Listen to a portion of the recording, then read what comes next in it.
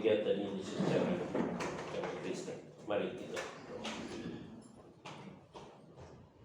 Allah Bapa dalam surga,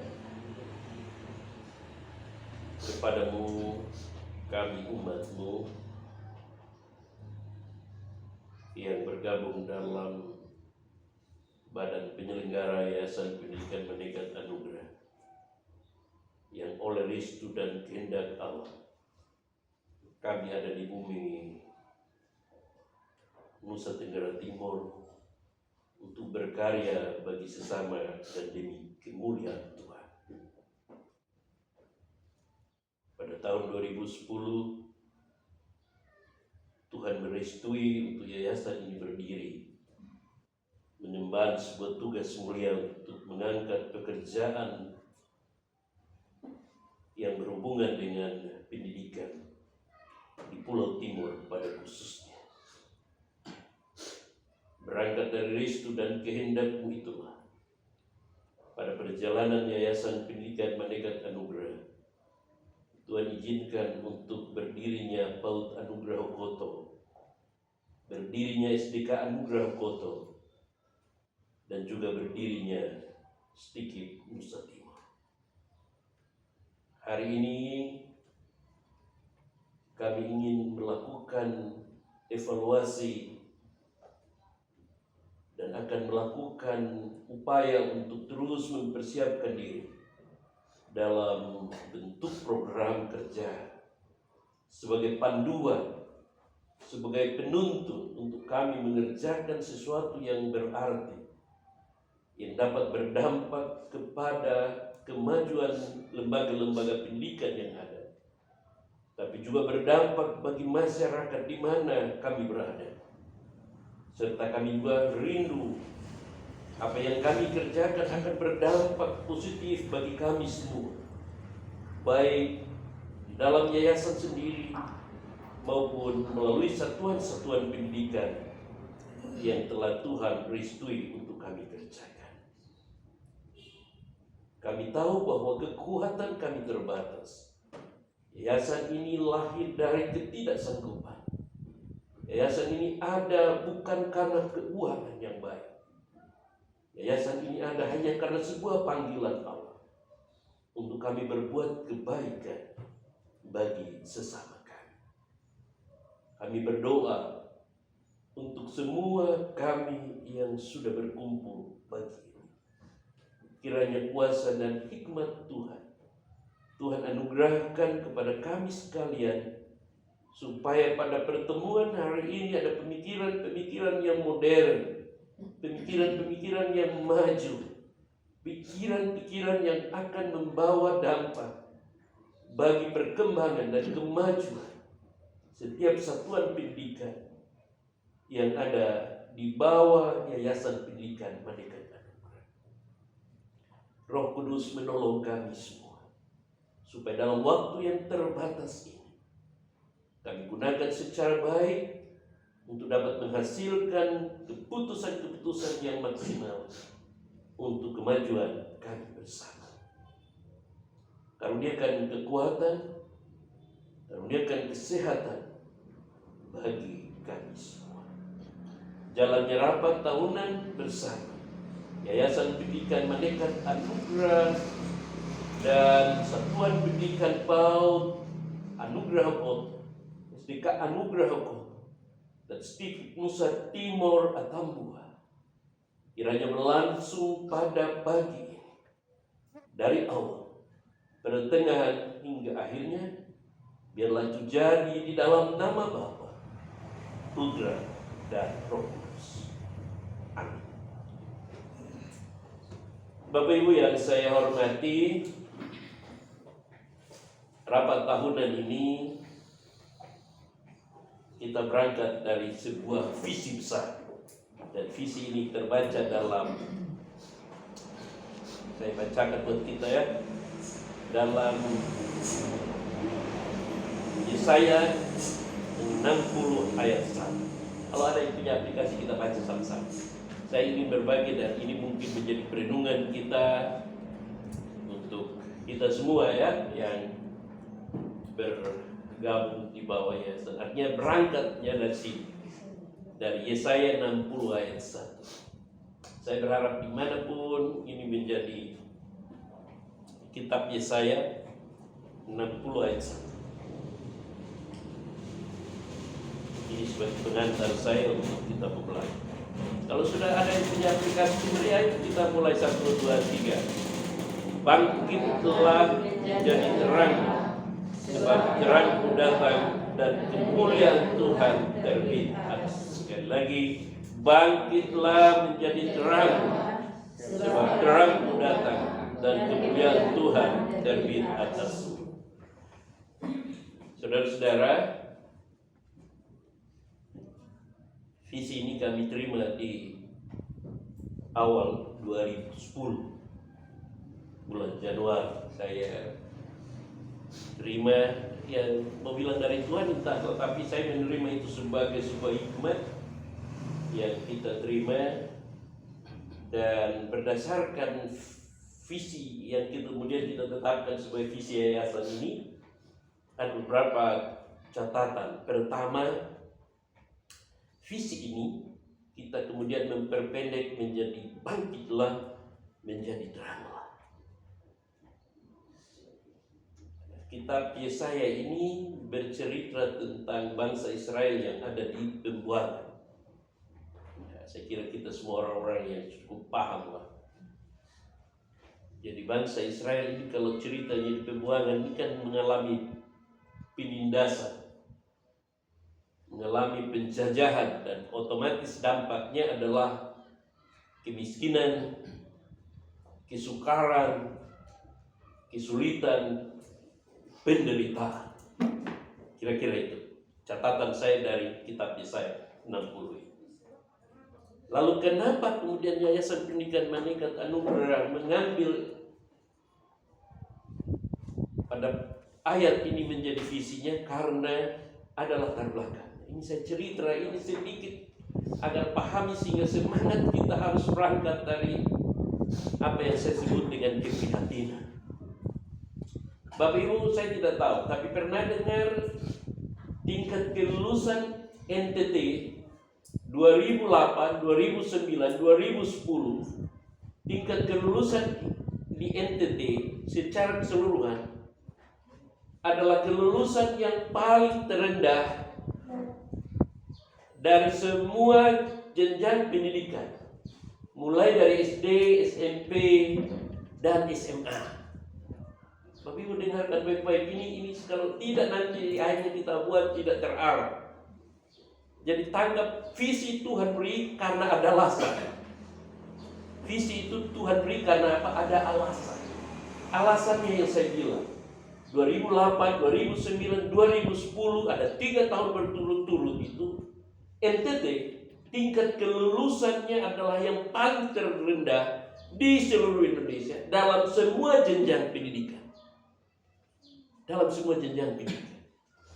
Dan NTT yang kedua adalah lulusan di urutan yang ke-33 di Indonesia, provinsi yang pendidikan terendah pada waktu itu. Saya waktu itu sampai komentar banyak orang, NTT nanti bukan tol.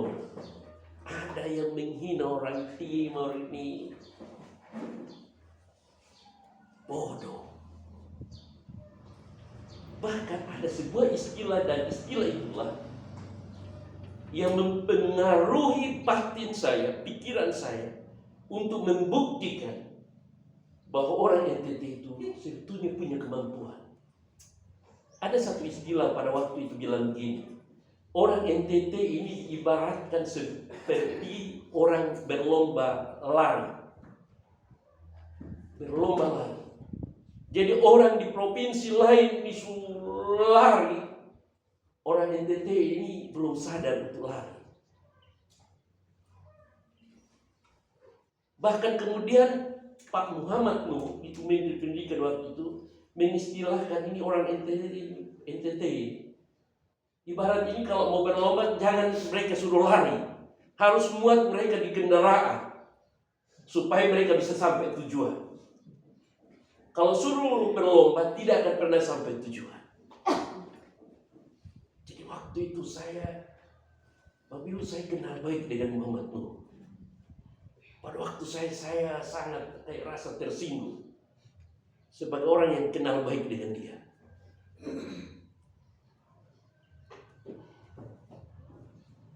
Pada waktu itu kemudian ada kunjungan Pak SBY ke TTS dan menginap di TTS. Saya tidak ikut karena saya bukan rombongan pejabat. Tapi saya baca di media, begitu dia terbang pulang dari Kupang, besok pagi saya ketemu ke rumah dinasnya. Saya bilang, Bapak kemarin Bapak nginap di kampung saya. Padahal saya orang Kupang, Amarasi. Tapi saya bilang dia, Bapak kemarin itu Bapak nginap di TTS, itu kampung saya. Dia kaget. Saya bilang, kampung kita TTS belum ada perguruan tinggi waktu itu, tahun 2010. Lalu saya yakinkan dia. Saya bilang, Bapak pernyataan itu benar. Kalau di Pulau Jawa ini setiap kecamatan hampir ada tiap perguruan tinggi. Ini minimal satu, tapi di Jawa hampir saya tahu lebih dari satu. Apalagi modal Jogja, di satu provinsi kita tidak tahu berapa puluh banyak perguruan tinggi yang ternama dan yang tidak ternama. Iya toh? Jadi saya bilang begini, Bapak tahu TTS itu jarak dari pusat ibu kota provinsi hanya 100 km. Itu belum kabupaten terkait di dalam. Tapi saya bilang ke dia, pada suatu saat di Pulau Timur, saya punya visi untuk bangun sekolah. Dan ayat yang saya bagikan untuk meyakinkan dia adalah pernyataan Yesaya 60. Bangkit dan menjadi terang. Bapak Ibu tahu situasi waktu itu kita tidak beruang. Membangun yayasan ini tanpa uang.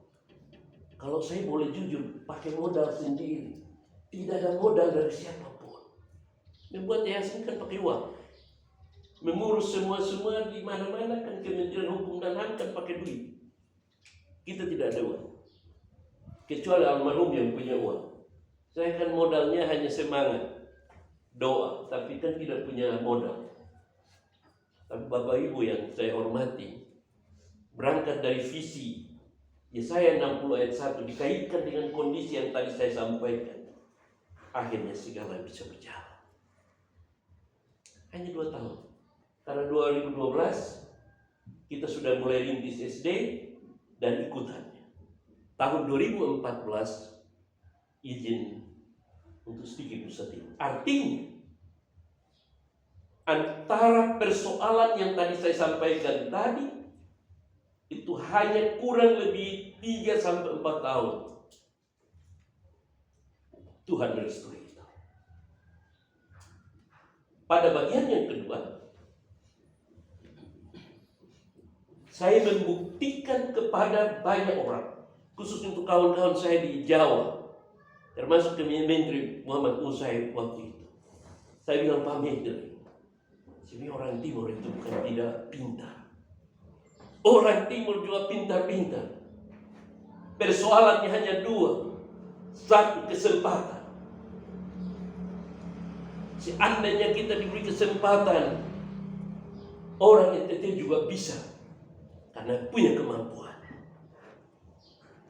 Kedua, di NTT itu tidak ada uang. Makanya kenapa orang NTT banyak tersebar di berbagai pulau Jawa? Karena dianggap pulau Jawa lah lebih menjanjikan. Pada tahun-tahun itu Bapak Ibu, orang NTT kalau mau kuliah itu harus di Jawa. Karena itu lebih menjanjikan. Ada banyak kemudahan, termasuk biaya dan lain-lain sebagainya. Iya toh, saya kira itu harus diakui lah. Nah, apa yang terjadi? Saya bilang waktu itu kepada pihak kementerian, selama hidup ini, selama negara ini yang merdeka, NTT tidak akan keluar dari kemiskinan karena orang NTT sekolah di Jawa, uang ini ada di mana? Ada terputar di Jawa. Sementara orang NTT sendiri tidak bisa menikmati uang itu. Logika sederhana. Anak-anak pergi kuliah, kita pergi kuliah di Jawa, Orang tua cari uang di NTT, uangnya dikirim keluar. Maka selama-lamanya NTT tidak akan pernah maju dan keluar dari kemiskinan. Kalau pola mengelola pendidikan di negeri ini seperti yang terjadi waktu itu.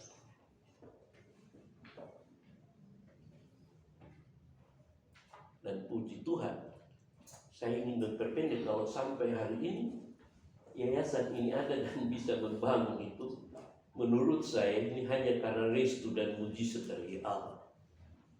Bapak Ibu boleh cek, bisa bikin yayasan tapi belum tentu bisa bikin sekolah. Kecuali lembaga-lembaga minta maaf seperti Katolik, saya salut karena jaringan Vatikan. Saya pengetahuan saya, uang bukan uang lokal tapi uang internasional. Ya toh, uang internasional. Kedua, kalaupun dilakukan oleh personal tertentu, umumnya sepengetahuan saya di kementerian itu kita tidak pernah ketemu orang-orang biasa seperti kita, kecuali pengusaha atau pejabat negara. Oh, bisa. Makanya jangan heran orang bisa kerja berpuluh tahun di dinas pendidikan atau kementerian pendidikan, belum tentu bisa bangun sekolah. Tahu aturan, tapi belum tentu bisa bikin sekolah. Makanya saya kasih tahu 2003 saya bisa ribut dengan Pak siapa itu? Siapa lain? Pak Okto dengan Pak Beni. Kenapa saya ribut? Karena waktu itu dia bilang saya paham kiran. Regulasinya mengatur begini-begini. Saya bilang dulu, lihat saya baik-baik. Kalau saya tidak tahu aturan dan tidak mengerti regulasi, saya tidak akan pernah bikin sekolah. Kamu tahu aturan, belum tentu kamu bisa bikin sekolah. Orang boleh tahu, tapi belum tentu. Jadi apa yang saya mau pesankan buat kita? Bangkitlah menjadi terang. Kita harus secara personal kepada kita harus membuktikan bahwa kita adalah generasi kini yang harus bangkit dari ketergantungan kepada orang lain. Ketergantungan kemana? Ya, kita mengurangi ketergantungan, harus pergi ke Jawa toh untuk kuliah toh. Ketergantungan kepada ya pihak-pihak lain. Termasuk kita harus membuktikan kepada orang-orang lain di luar sana bahwa kita pun bisa sebetulnya kalau ada kesempatan. Setuju kok? Bapak Ibu dosen setuju kok? Ini saya lihat kita paling muda. Yang tertua di sini saya dengan Bapak Stef. Yang tertua di sini. Termasuk kalau di Stikip Ibu Rina, hanya saya bilang Ibu Rina ke Pak Heri Ibu Rina tahu sudah datang lah. Ini orang tua, pejabat lain, baru dia datang lain. Saya percaya beliau sanggup lah.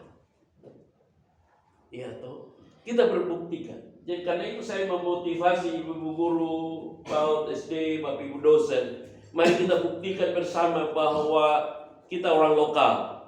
Anak-anak NTT khususnya kami fokus untuk yayasan ini. Fokus visi ini kami terima dan kami hanya mau lakukan di Pulau Timur.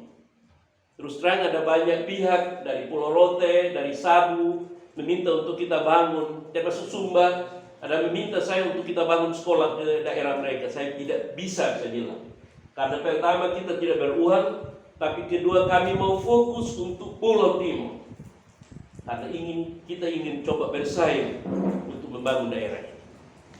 Jadi karena itu pada rapat ini saya ingin memberikan semangat untuk menjadi penyemangat buat kita bahwa merasa kecil, merasa tidak berdaya, merasa tidak beruang bukan menjadi alasan untuk kita tidak bangkit. Itu maksud saya. Ya, saya meyakinkan orang Israel, bangsa Israel pada waktu ada di pembuangan bahwa kemiskinan, kemelaratan, kesusahan, penderitaan mereka akan berakhir bila Tuhan merestui dan mereka bangkit. Dan itu terjadi. Makanya sampai hari ini Bapak Ibu sekalian, saya pikir di gereja, Bapak Ibu sekalian, Israel boleh kecil di Timur Tengah, ya toh, tapi tidak ada negara di sekitarnya yang bisa mengalahkan Israel. Tidak bisa. Kedua, supaya Bapak Ibu tahu bahwa Israel negara kecil padang pasir, tapi dia ekspor kembang. Bunga-bunga ini, ya kalau bunga-bunga ini ambil sendiri. Tapi bunga-bunga yang modern di kota-kota besar, di Eropa, di Amerika, bahkan di Asia, itu ambilnya dari Israel. Milik yang terbaik, hasil yang terbaik. Ketika bangkit harus menjadi berdampak. Jadi karena itu saya ingin memberikan dorongan motivasi kepada satu, ibu-ibu guru PAUD dan SD harus berdampak, bawa di sekolah untuk berdampak buat masyarakat. Amin.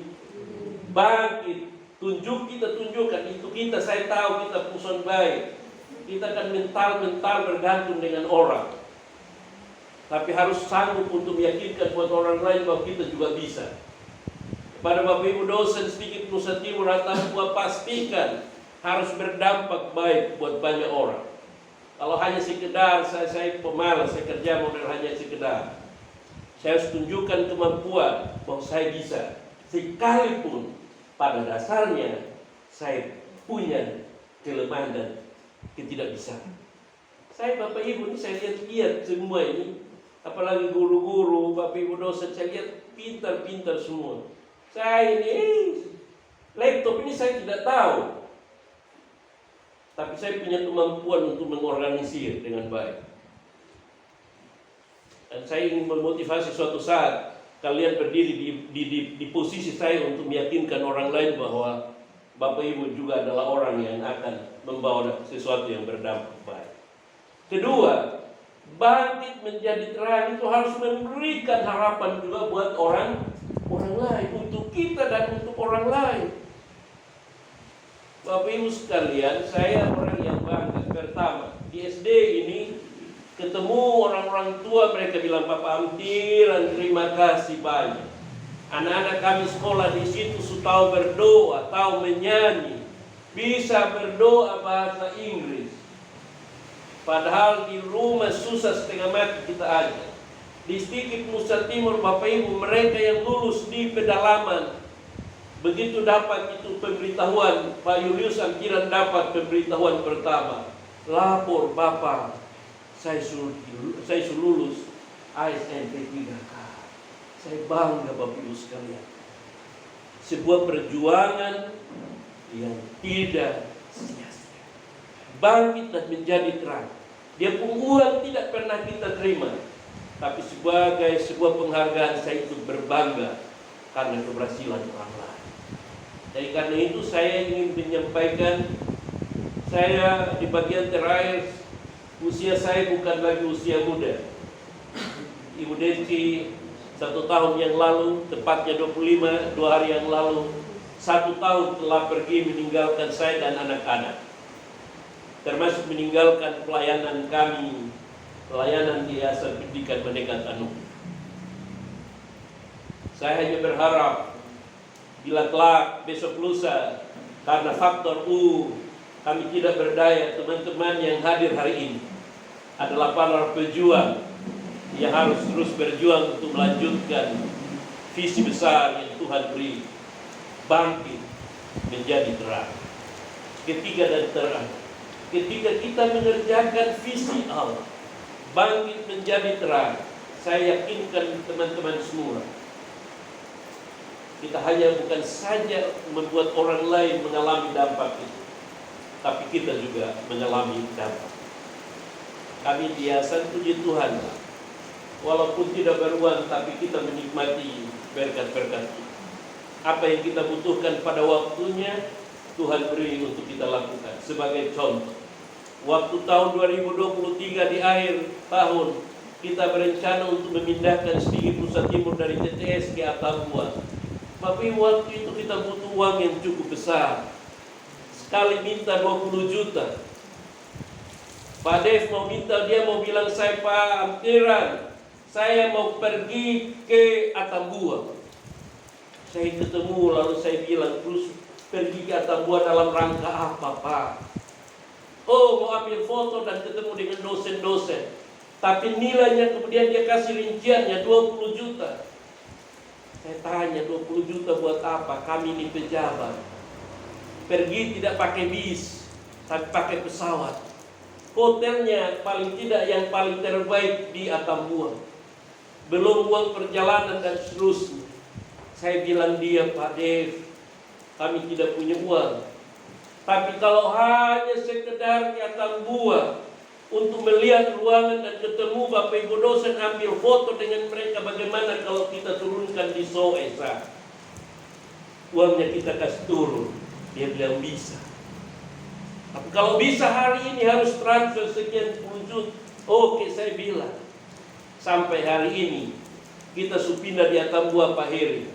Pak Dev belum sampai di Atambua, apalagi di Soesa. Pakai uang. Hal yang sama Bapak Ibu sekalian, 2 minggu yang lalu kita tergantung untuk akreditasi Prodi PG PAUD di Lamdi. Kita dari Atambua habis itu, besoknya saya kirim 25 juta. Semua bisa jadi berubah, kan begitu Pascal. Negara ini bisa berubah karena uang. Tapi saya ingin membuktikan buat kita hari ini, waktu kami komitmen untuk menjalankan itu secara konsisten, visi dari Allah, bangkit menjadi terang, berdampak buat orang lain, tapi juga berdampak kepada kita yang menjadi pelaku. Saya yakinkan Bapak Ibu sekalian, ya puji Tuhan lah, kalau istri anugerah memang tidak bergaji dari yayasan, tapi dana bos kan lancar, dapat Honda lain. Puji Tuhan. Makanya biar tidak ada gaji, muka mereka cerah ceria. Hanya kadang-kadang juga ada error-error. Tapi baiklah, kadang sering ketemu dengan saya, kadang saya agak marah-marah, kadang kita ketawa, jadi mereka tetap sehat walafiat. Betul. Jadi rapat ini saya ingin menyampaikan, mari kita komitmen bersama kami. Sejujurnya bahwa kami orang yayasan tidak punya kemampuan khusus. Kedua, tidak beruang, tapi punya semangat untuk terus bangkit, menjadi terang dan menjadi berdampak bagi orang lain. Setuju kok? Harus berdampak. Hidup ini sementara, kalau tidak bisa berdampak untuk orang lain, saya kira kita rugilah. Sekalipun itu penuh perjuangan. Tapi kedua, terhadap orang-orang yang komitmen untuk menjalankan visi Allah, percaya sama saya, Tuhan yang punya hidup kita akan mengangkat kita, derajat kita dengan hal-hal yang cukup sebagai bukti penyertaannya pada visi Allah. Saya imani. Dan karena itu saya berharap rapat ini menjadi penyemangat baru untuk tahun 2025 untuk kita semua, untuk tetap komitmen pada visi yayasan, bangkit menjadi terang. Saya kira itu yang dapat saya sampaikan sebagai pengantar saya pada pagi ini. Dan dengan demikian saya ingin secara terbuka bahwa rapat tahunan Yayasan Pendidikan Manekat Anugerah bersama Satuan Pendidikan PAUD Anugerah, SDK Anugerah Aukoto, dan sedikit Nusa Timur Atambua, mulai pakai Atambua Pak Efra, memberanikan diri identitas untuk tampil berbeda. Pada hari ini Senin 27 Januari 2025 saya buka dengan resmi. Kiranya Tuhan menolong kita. Saya duduk dan saya ingin menyampaikan sambil ini ada beberapa hal. Pertama, tujuan, maksud dan tujuan. Maksud dan tujuan dari rapat ini pertama supaya kita belajar berorganisasi. Ya, jadi saya ingin pada belajar berorganisasi yang pertama saya mengingatkan Pak Salmon, Pak Daud, sekali jangan terlambat. Hari ini saya kepentingan dan saya mau mari kita belajar disiplin. Saya undangan jam berapa? Pak Daud tidak masalah. Oh, dia sabar dulu, saya sampaikan saya tegur, saya tidak mau munafik. Karena saya orang yang kerja tepat waktu, berusaha semaksimal mungkin tepat waktu. Ya, karena saya belajar, saya merantau di Jawa. Kalau di Jawa itu kira-kira begini, Kalau kita bilang gini, Bapak minta maaf terlambat karena macet, orang bilang itu usah itu cari itu macet. Karena semua orang tahu tentang macet. Itu satu. Ya, jadi maksud saya nanti Bapak mau tanggapi silahkan. Maksud saya pertama bahwa rapat yayasan mengapa mengundang Bapak Ibu dosen dan Bapak Ibu guru untuk kita belajar berorganisasi dan juga belajar menghargai dimanapun kita berada. Ya, harus kita saling mengerti, saling menghargai. Kedua, untuk kita belajar saling mengisi, saling mengisi, saling melengkapi satu dengan yang lain.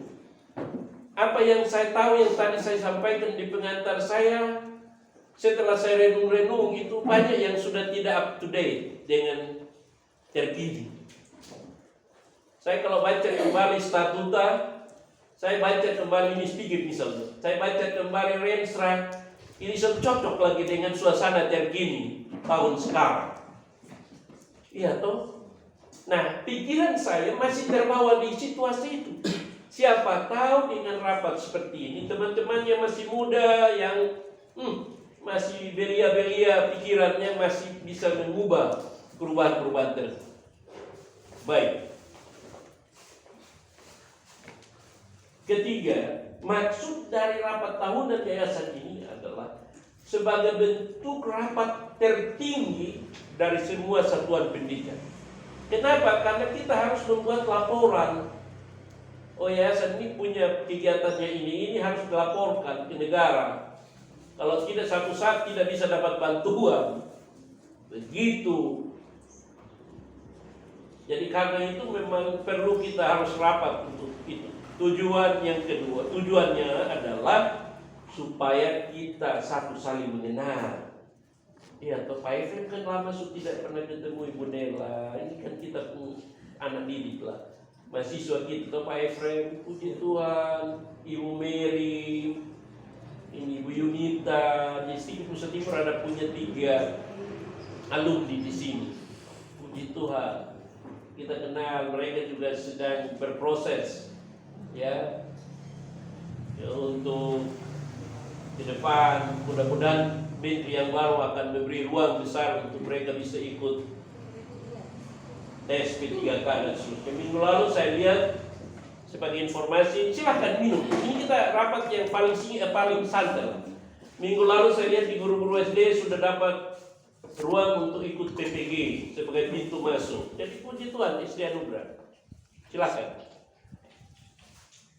Jadi tujuan yang berikut adalah supaya kita tahu mengkoordinasikan setiap pekerjaan yang akan kita kerjakan.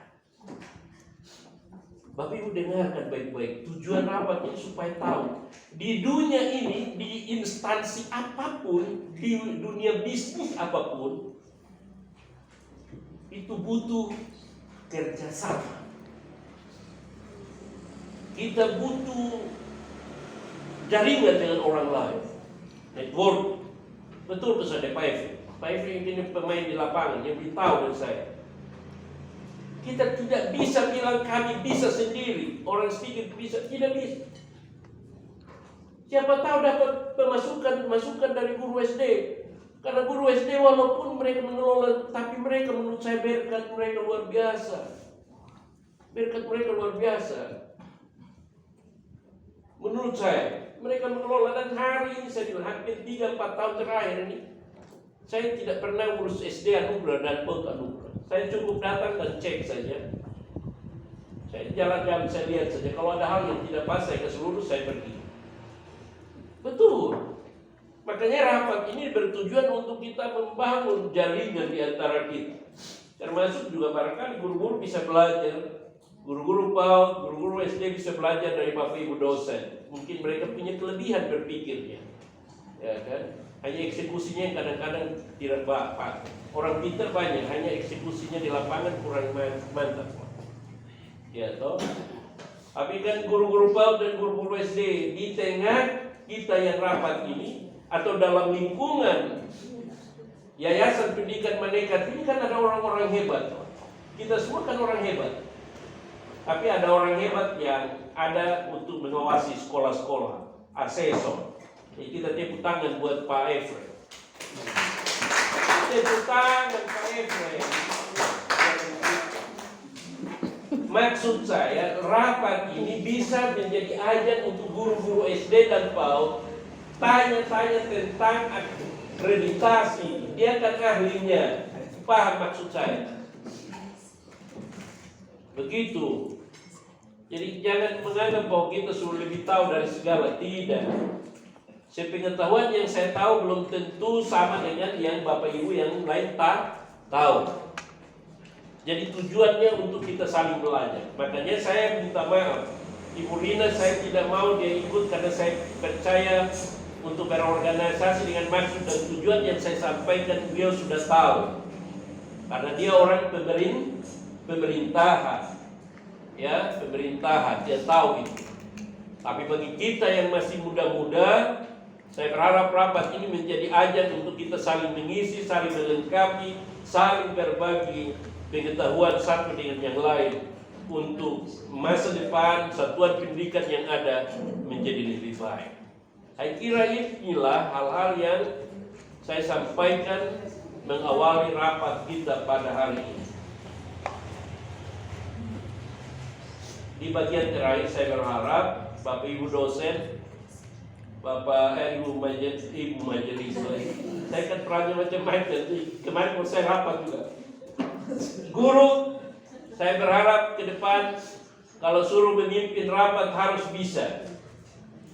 Karena saya tahu ini Ibu Nonce ini kemarin dia ketua panitia Natal, orangnya tinggi besar, tapi begitu berdiri di depan omong juga tidak jelas mau omong apa, sambutan apa. Dia orang ada, saya omong fair. Nah, ini Ibu Nonce dia. Begitu yang hadir itu ratusan orang, dia terakhir dia hanya pakaian di situ.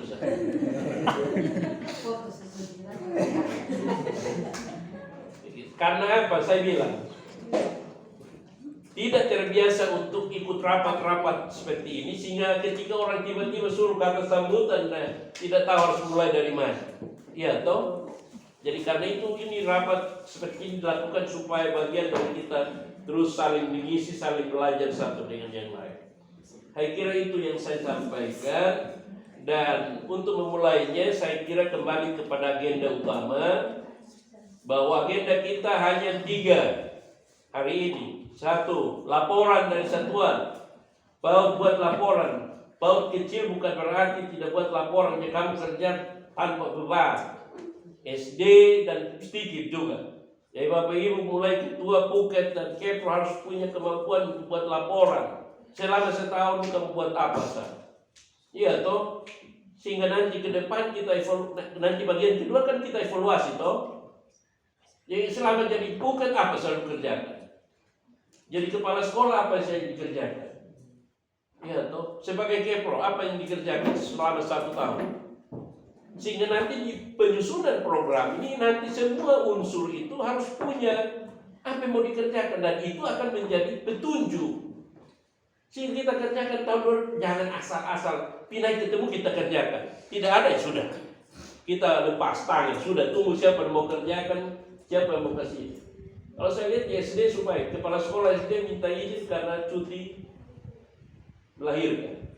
Saya sampai bilang di SD, guru-guru SD kemarin kami rapat minggu lalu, ke depan mau jadi kepala sekolah SD Anugerah dilarang untuk hamil dan melahirkan. Oh, saya jengkel karena kita mau rapat, jadi mereka bilang jangan Bapak. Wah, kalau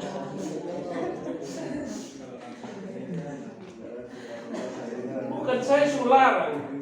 Ke depan kalau mau kepala sekolah taken kontrak, selama kepala saya mau hamil, kasih tahu suami, tahan.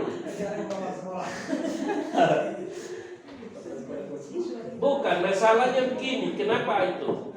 Sekarang ini Bapak Ibu, SD Anugerah ini, informasi 2 minggu yang lalu saya sudah dapat bahwa dana BOS sudah masuk rekening. Jadi saya bilang, sebetulnya kalau kepala sekolah tidak cuti, kan uangnya bisa diambil. Tapi kalau cuti sampai bulan Maret, uangnya endap di sini. Lu tahan nafas sudah. Oh, orang masih cuti. So bisa, jadi harus ada aturan. Saya tanya dong keberatan semua. Hanya satu dua yang setuju, yang lain jangan Bapak. Itu barang masih enak. Jadi kalau masih enak nggak dilos sampai batas. Baik, jadi saya ingin memulai.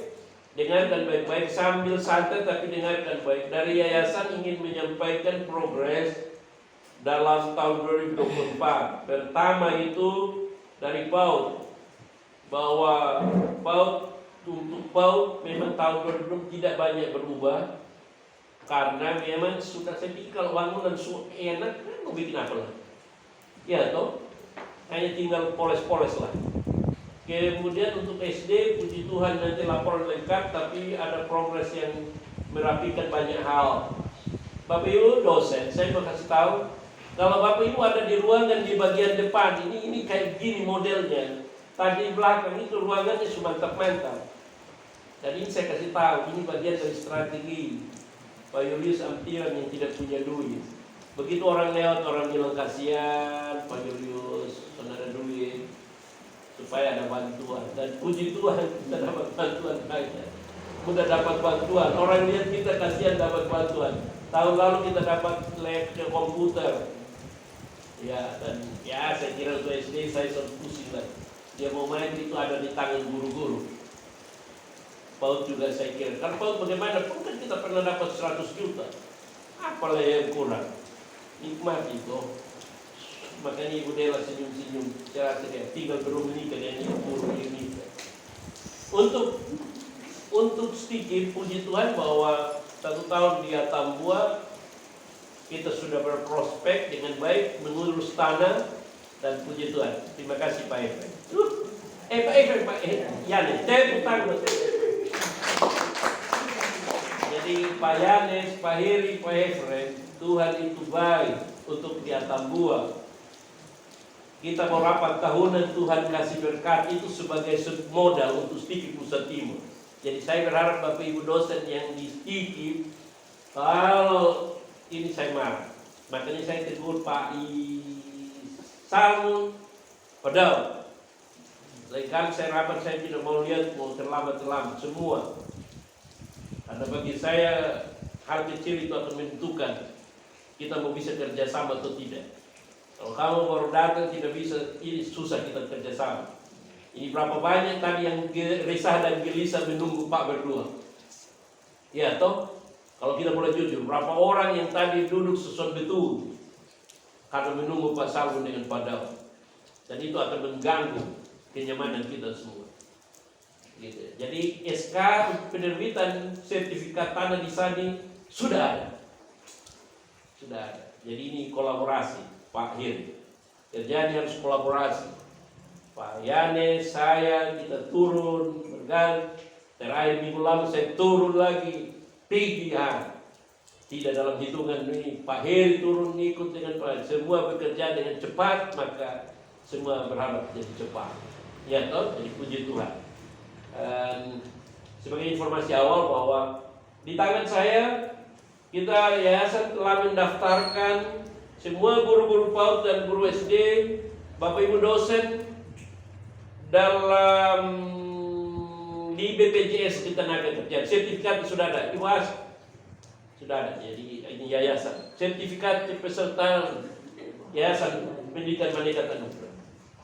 Setelah rapat hari ini, yayasan membagikan ini semua kartu BPJS Ketenaga Kerjaan. Artinya saya mau sampaikan, yayasan kita kecil, yayasan kita tidak beruang, tapi kami berusaha untuk tiap-tiap tahun kita terus belajar untuk maju. Dan mengawali tahun ini sebelum berapa tahunan urusan untuk semua sudah biaya untuk pendaftaran semua yang ada guru-guru dan dosen itu ditanggung oleh yayasan. Sudah dibayar tuntas. Dan saya sudah berhitung bahwa untuk, mungkin dengar supaya nanti paham. Ini ketenagaan ada 4 bidang yang dibiayai. Ini mengcover hanya yang sekarang ini mengcover untuk sekitar dua bagian item yang di cover. Untuk dua bagian yang mau di cover ini, nanti akan kita di rapat ini akan menentukan bahwa dibiayai murni oleh semua satuan. Jadi Bapak Ibu dosen, bendahara membiayai BPJS sama dengan SD dan PON. Begitu. Jadi Bapak Ibu secara personal tidak perlu bayar. Kira-kira begitu ya.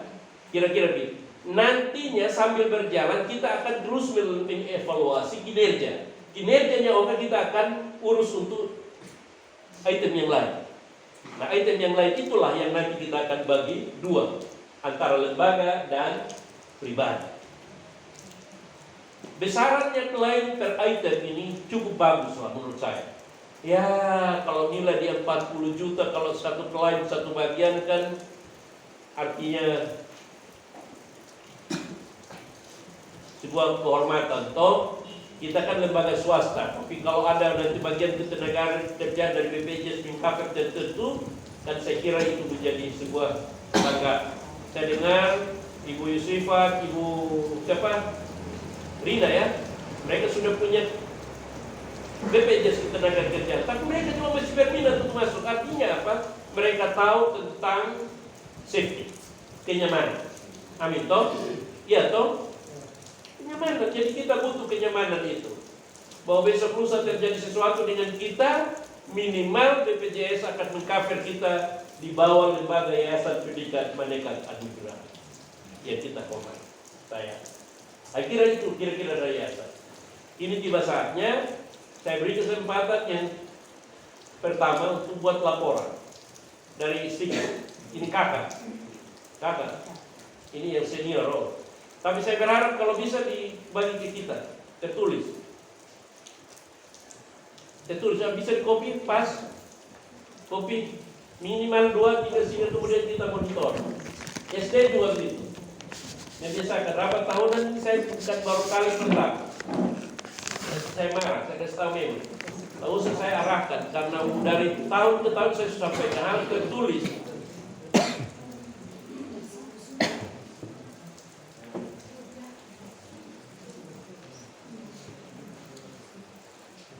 Sambil minum, bukan kita santai. Begini, kenapa saya minta laporan harus tertulis? Dengarkan baik, Bapak Ibu dosen. Kenapa saya minta tertulis? Supaya waktu kita evaluasi kita ingat apa yang perlu kita evaluasi. Betul? Jadi kita kan ada bagian evaluasi. Nah, dengan tertulis itu juga nanti waktu kita akan di item ketiga, waktu kita akan menyusun program, kita berangkat dari mana? Jadi jangan sampai kemudian kita membagi buta mau bikin apa dan apa. Saya minta harus ada tertulis, minimal 1-2 lah. Untuk matpel di SD buat catatan untuk nanti rapat tersendiri. Jadi kita ada bagian waktu menyusun program, bau tersendiri, SD tersendiri. Sehingga bagian manapun harus masukkan program. Dia matpel juga begitu ya.